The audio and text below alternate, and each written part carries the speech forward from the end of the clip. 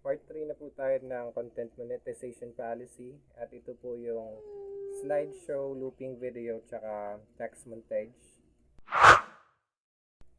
Ang slideshow po ay yung mga pictures na ginawang videos, in-upload sa reel, is pinagbabawal po ni Meta.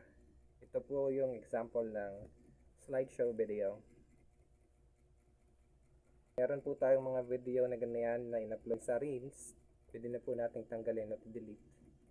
Kapag po natanggal at na-delete na po natin, pwede po nating i-request kay Meta na i-review yung account. Second is yung looping videos. Yung mga pabalik-balik na mga video, isang picture, nagbalik-balik na lang yung picture, natapos na lang, walang nagbago. Bawal po yun. Pwede po nating i-delete yan at report kay Meta pagkatapos. Lastly, ito po yung text montage na nilalagay natin sa ating reels before i-upload. Ito po yung example. Yan po, bawal rin po yan.